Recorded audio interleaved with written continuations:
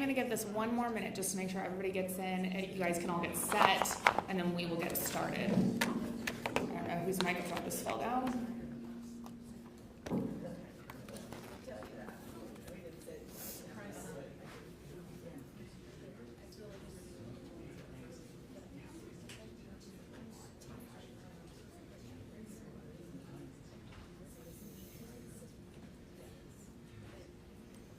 Okay, everybody ready?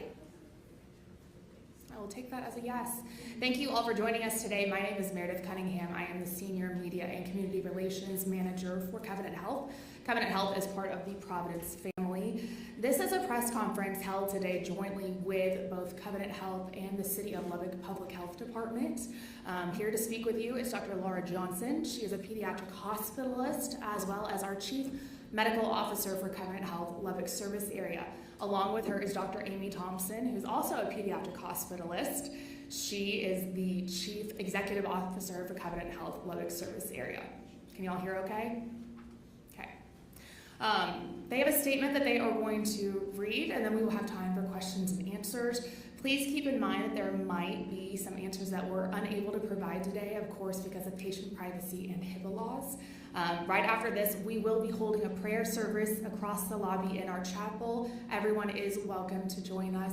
And before I hand it over to Dr. Thompson, just want to make sure everyone's phones are silenced, please. Thank you.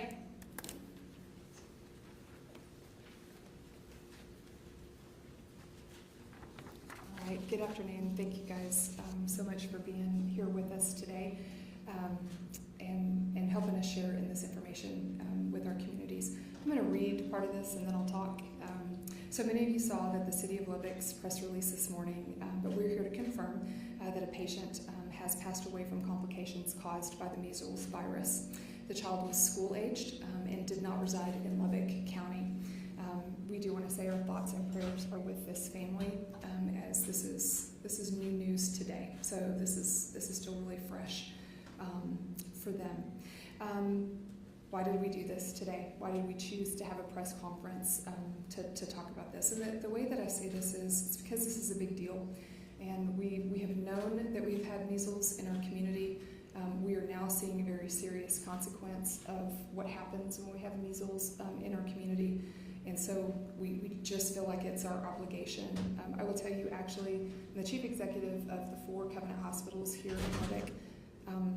But what I really am is a pediatrician. So I was a pediatrician for many years before I was a hospital administrator.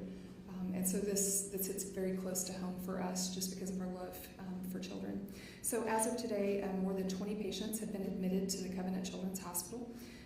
We have several of those who have required intensive care as a result of having the measles. And as you can see from today's news, this virus can have severe and deadly consequences. We want to urge our communities to be vigilant, and you'll hear kind of the second part of what we want to do today is just continue to provide an opportunity for some education and questions about the measles. We want you to educate yourself with information from reliable sources like the city and state health authorities, so thank you guys for being here with us today, and of course information that we provide here. We also want to continue to emphasize that vaccination is the best way to prevent the spread of this virus and to prevent the severe complications. Dr. Johnson, who is our Chief Medical Officer, will share some of the truths about measles and some of the questions and specific things that we are doing. And so we did want to put on the screen, because we know that vaccination is the best way to prevent these complications, we just wanted to put dates and times that the City Health Department is holding their vaccine clinics. Thank you guys for just being with us today. We hope we will answer many questions, but like I said, the 2 biggest reasons that we are here is we just want to be able to talk about what's happening in our community and then be able to provide good educational resources and information. I do want to say just one quick word about my caregivers. So at Convenant Health, we call all employees that work in our hospital caregivers, from everybody who takes care of a patient to anybody that works in the billing office. We believe that we're all here to take care of patients. And I do want to say that this, my caregivers have been fantastic in the middle of this outbreak, and I would just ask you to keep them in your thoughts and prayers as well. This has been hard on them as we have had so many kids coming in, and then obviously we were not prepared probably so early in what we're seeing to already have a death that's attributed to this. So I do also want to say that the efforts that we have done are not, we have many departments and staff that have helped us take care of this.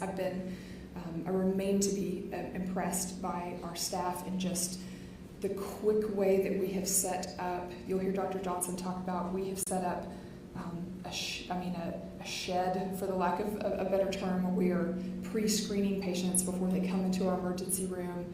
And just the quick way that we have been able to set up so many things in our hospital to ensure that you're safe. Dr. Johnson will go in to all of these things, but the other thing that we want to emphasize today is we want to emphasize the safety that you can expect if you come to the hospital, and just the different precautions and things that we are doing. So it is my pleasure to introduce Dr. Laura Johnson, who's our Chief Medical Officer, and she's going to have some more specific information on measles, and then at the end of what she talks about, we'll be happy to take some questions. Thank you. I am also a pediatrician and a pediatric hospitalist, and have had the opportunity to participate in the care of some of the measles patients that we've seen in the hospital. So I just want to reemphasize some of the things that Dr. Thompson has already said. We've seen about 20 patients who've required hospitalization with confirmed measles, as well as a handful of patients who presented to our emergency department but did not require ongoing hospitalization. For these patients, they've ranged in ages from infants, school-age children predominantly, and some older children as well.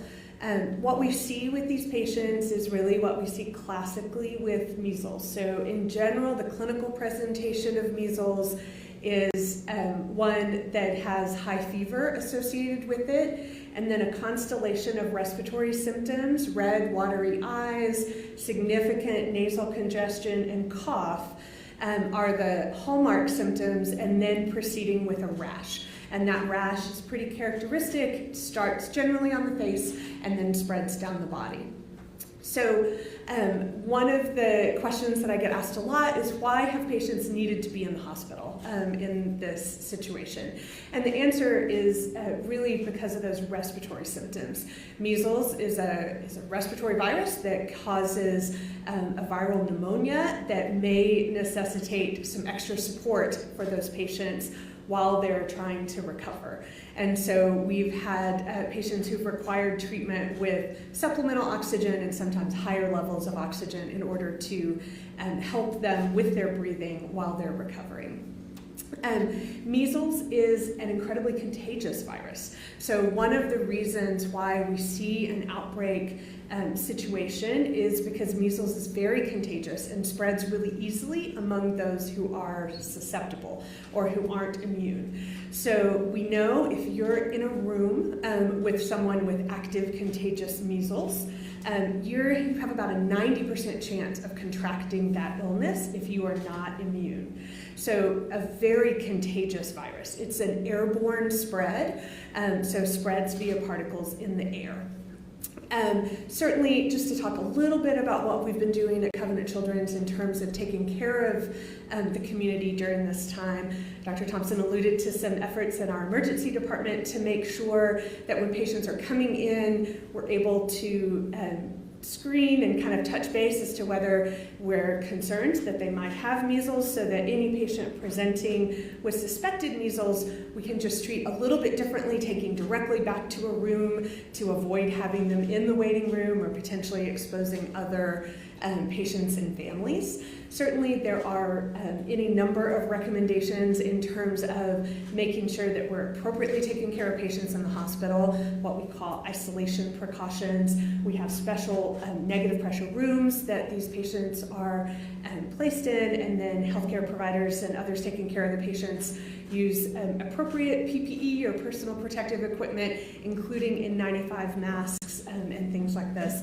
to reduce the risk of spread of the virus. I think just one other thing that I want to touch base on that is so important is, the best way to contain a measles outbreak is through vaccination. We're very lucky to have an extremely effective vaccine for measles. Having 2 doses of measles vaccine confers 97% lifetime immunity. So for those of us who are fully vaccinated against measles, the risk, a lot of people are worried about what's your risk in the community. Your risk is extremely, extremely low of having any issues at all with measles.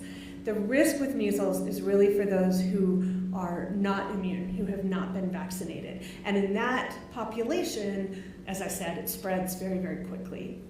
So certainly we mentioned that we've got some information about vaccination clinics that the City of Lubbock Health Department has made available, including over the weekend. I really encourage everyone to make sure you know your vaccination status, and if you're not fully vaccinated, if your children aren't fully vaccinated, this is a great time to take advantage of these opportunities in order to be fully vaccinated, to protect yourself and your family during this outbreak. I think those are the major points that I wanted to talk about, so I think we can transition to questions. Dr. Johnson, hold on 1 second. Yeah. We're getting a little bit of sound A issues. little, yep. If I turn that off and we just use your microphones, is that better? Go for it, Dr. J. Okay, great. Yes, question. I'll ask one question, I'll come back later, but we've talked to parents of little ones. Sure. Under 1 year old who can't get the measles vaccine. Sure. What do you tell those worried parents Yeah. who feel their kids are susceptible and they don't even want to take them out? Right. So, this time of year, this is respiratory season anyway. Independent of the measles outbreak, we have cold and flu viruses and all of those things. And I would say for young infants who are too young to be vaccinated, we want to be cautious about community exposures for measles, but also for all the other viruses, RSV, flu, et cetera, that circulate this time of year. So that usual precaution about just avoiding interaction with crowds and all of those kinds of things for those infants is appropriate. Now, I do think it's important to communicate with your physician for infants, especially 6 to 12 months. So that population is a little bit different only because we can, in certain contexts, give the measles vaccine early. That's a conversation to have with your pediatrician. It's not been universally recommended yet for all the areas that are impacted by the outbreak, but it is a conversation that can happen.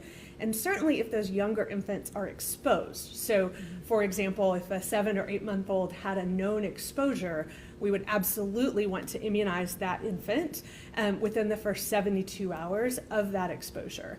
That's the most effective, what we call post-exposure prophylaxis, to try to limit the risk of that infant contracting measles. And I'll just add to that. She talked about, this is respiratory season, and sadly, we also experience, unfortunately, childhood deaths from flu and RSV and other viruses. And that's why I would underscore the stuff that you know to do. Wash your hands a lot. When you go to the supermarket, wipe off the, there are things. Wash your hands. Stay away from people who are sick. Like some of those things, because we're talking today specifically about measles, but unfortunately there are also deaths that happen from some of these other common viruses as well. Sure. What was the age of the child who passed, and did they have other comorbidities?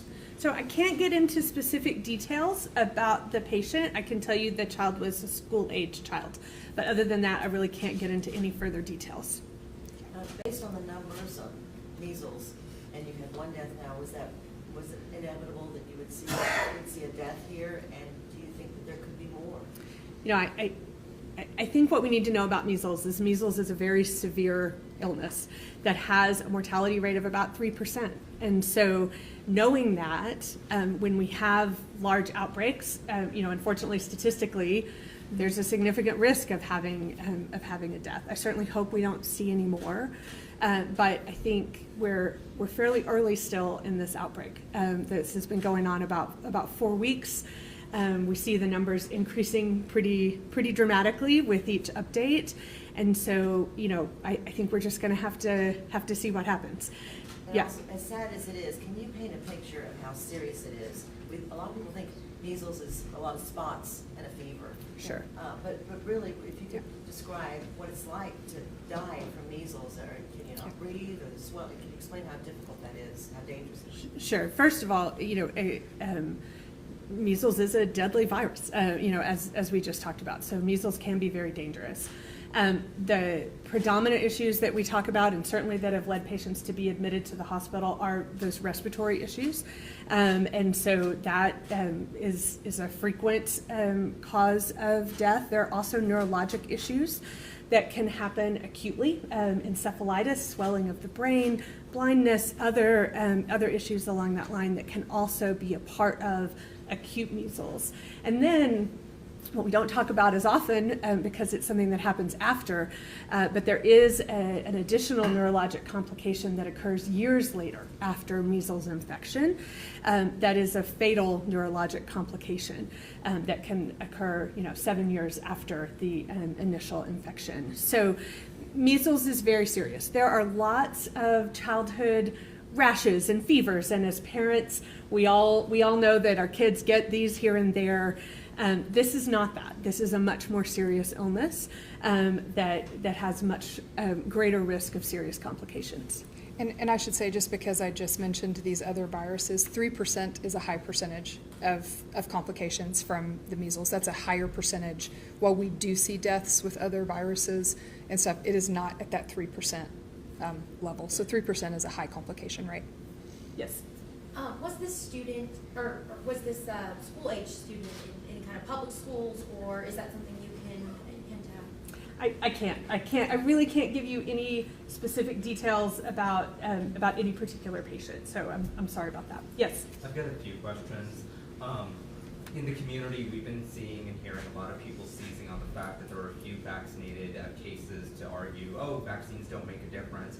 Are any of your hospitalized patients vaccinated? And what do you just say generally to people who say, like, oh, see, there are some vaccinated cases here, so vaccines don't matter?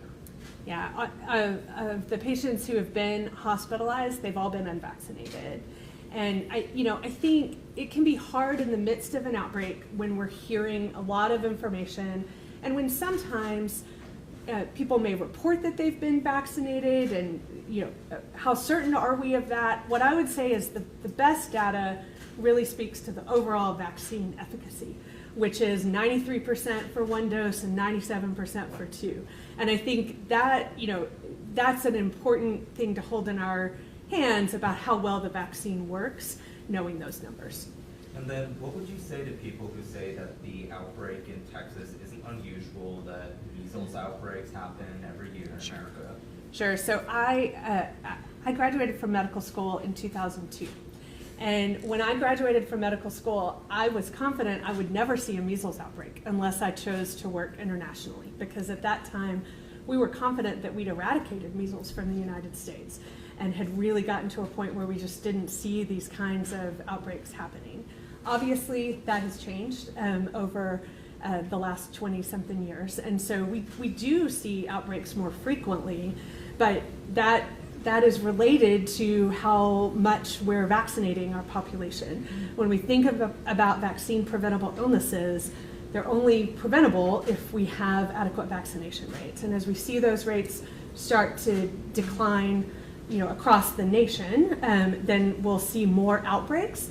Because if you have high vaccination rates, then even when you do have a case here or a case there, or a little outbreak here or a little outbreak there, it can't spread because you have this cocoon of non-susceptible individuals who are vaccinated, and therefore the virus doesn't go anywhere.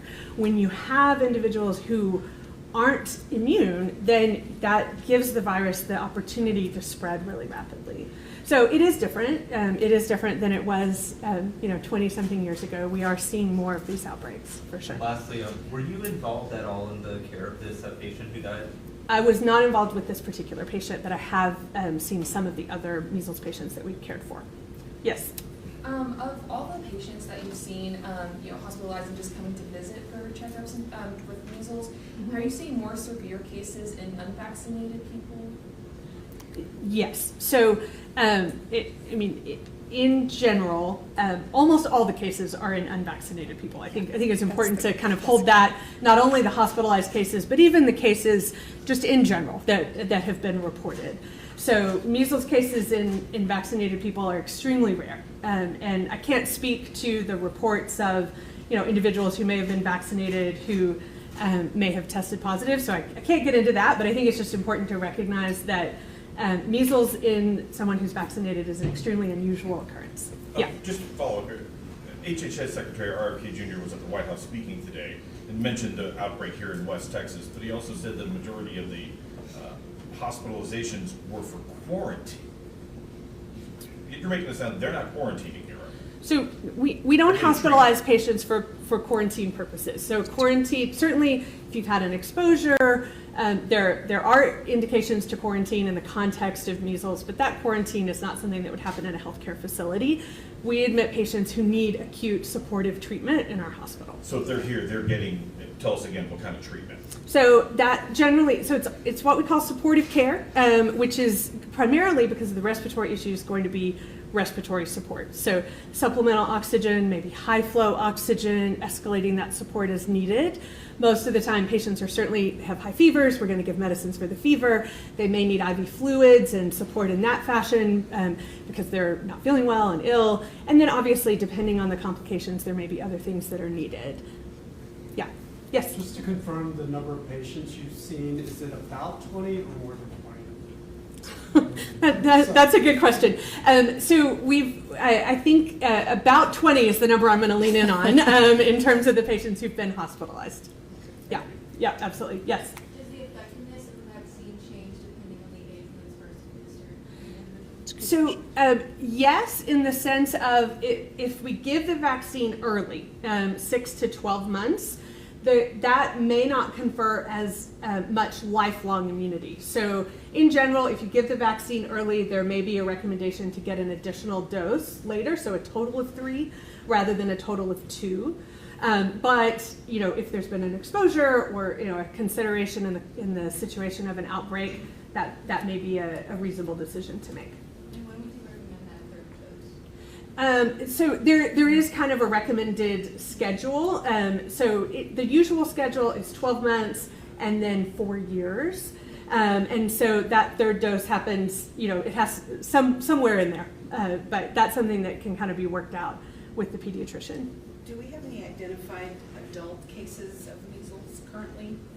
We do not have any hospitalized adults, but we have seen some adult patients with measles, yes. And also, if in doubt, if there's anybody that has not had, or they don't remember or have records of child vaccine, where should they go? Where should they find that information? So if you're uncertain, I would go to the health department and receive a vaccine. I think that's the best answer.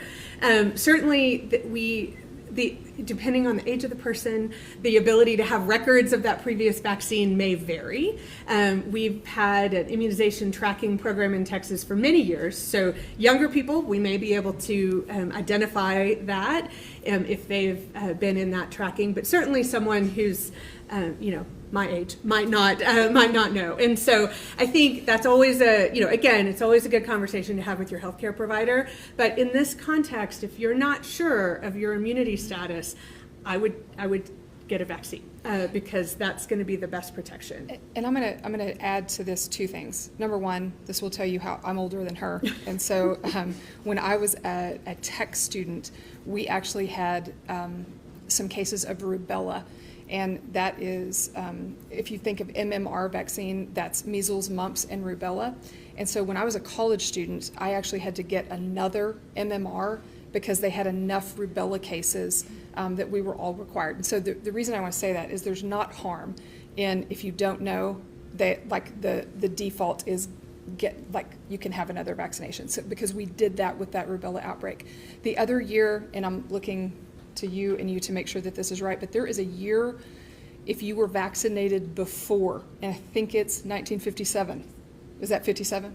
Okay, if you were vaccinated before 1957, you should absolutely talk to your physician to make sure that you 67, not 57. Yeah, if you were Okay. born before Thank you. 1957, then you probably had measles because that was when we didn't have vaccination, and Okay. so there is that. Almost everyone born before 1957 has immunity because they had measles when they were young. There was a period of time with vaccination that was perhaps just different than our current vaccine. So there are those considerations. Yeah, thank you. I wanted to make sure I had that right. You talked about safeguards you're Yep. handling at the hospital.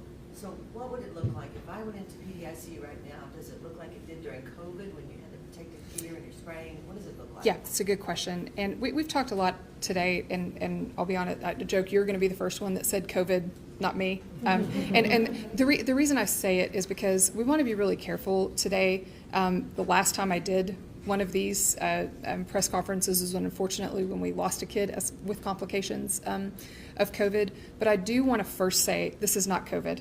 And that's a super important thing to point out. This is a whole different thing than what we were seeing in the COVID epidemic. You're going to hear some of the similar things, but it's a very different thing because this is a vaccine preventable disease that we had eradicated, and you also treat differently than what was happening in COVID. And so, like, you were getting questions, about like, should everybody be masking? Well, I mean, the reason that the answer to that is no is because if you have the vaccine, you're not going to get the measles, and you're not going to be somebody who's going to give it. And so it's just a different context. But the answer to your question is we've got safeguards. I actually see some of our folks from Convenant Medical Group that are here with us. Even in the clinic setting, we have things set up as this measles outbreak that, like, I'll give an example. At our urgent care centers, we're asking patients if they have some of these symptoms to stay in the car, and then we're coming out and doing those things. We talked about this shed that we have at the Children's Hospital where we're screening everybody that walks into our emergency room. And if we see anything that looks like this, then we are taking them directly to a room. We're putting masks on, and then Dr. Johnson talked about this negative pressure. And so what the negative pressure rooms do is allow you to not allow any of that infected air, essentially, to go out of that room. And so it's on a separate kind of system that's going to take that air in a different way. So we have all of those things. We did use, for whatever it's worth, negative pressure rooms and things in COVID. So that's where we have the technology to set the rooms up. We have, over 20 rooms at this point that we have went ahead and set up at the Children's Hospital, because if we have more patients, we want to make sure that we're set up for those patients in negative pressure rooms. I'll tell you the one thing that if I wanted to compare it to COVID, what is my number one concern? And one of the things we want to make sure that we communicate today. During COVID, one of the things that I saw that distressed me the most is people who were choosing not to come in for health care because of fear, if that makes sense, like of coming to an emergency room or something like this. And I want to make sure that we get the message out today. Like, we have precautions in place. If you are vaccinated, you are protected. And this is not the time to not bring kids in for other care. So if you have a kid who is having an asthma exacerbation, it is safe for you to come to the hospital. We're going to have a process where we can, do the screening. And even if you're admitted to the hospital, you're in a safe environment where you're not going to contract the measles by just being in the hospital, if that makes sense. And that's an important part that I did see during the COVID epidemic, was people afraid to come in. And so that's an important thing for us to point out, that we've put safeguards in place. You're wearing protective gear, so are you wearing? We are. And that's those isolation precautions that we talk about. And so there's different isolation precautions based on how something is contracted. And so there's some things that are contact isolation. So if you touch something that someone has breathed on, essentially, that have had spittle on, you can contract that way. There's some respiratory things. There's airborne. There's some different ways that you can contract. So based on measles, we have you on specific isolation that includes negative pressure and includes masking, and we talked about the N95. So we have specific isolation requirements that we do specifically for measles. And I'll contrast it with RSV, which I've already mentioned today. that's different precautions than we would put you on if you had RSV. So we're very specific to those viruses in terms of how we isolate you. And while it's not COVID, it is 12 to 18 times more infectious, is that correct? I don't know what the 12 to 18, I don't know if that's, but the answer is it's one of the most, measles is one of the most infectious agents that we know. So I don't know if that's the actual number, but it's very high. Although we know that there's a large number of these cases originating from Gaines County, do we know where this strain originally came from? It doesn't just manifest itself. Do we know how it started in Gaines County? I don't think we know that. I can't speak to that. That is part of the overall public health response is doing investigation into that. But it's hard to know. Certainly there are sporadic cases that pop up here and there. I know there was a case reported in Houston and earlier in 25, and there have been cases reported in a number of states, outside of an outbreak situation so far this year. So I can't speak to exactly how the measles virus found itself in Gaines County, but that we'll continue to look at it, or the public health team will. Yeah. Yes. A request for more involvement from the federal government that you know of? So, I would really lean in on our partnership with the local, state, and federal health authorities. So we've had good communication with our local health department. We've had good communication with the state health department and have had visits here. And then there's also been involvement with the CDC as well. So those processes have been working, just as they're supposed to. Talk about the calls that y'all, like, not only is communication, but like there's calls that you guys are getting on. Sure, yeah. So both kind of through all those levels, we've had communication that, has not just been a phone call here or there, but organized calls to make sure that, calls for providers, calls for the hospitals, calls, communication across all the different stakeholders to make sure that we're all communicating. And as we're identifying additional needs or resource needs, we're able to raise those to both the local and the state authorities to assist with that.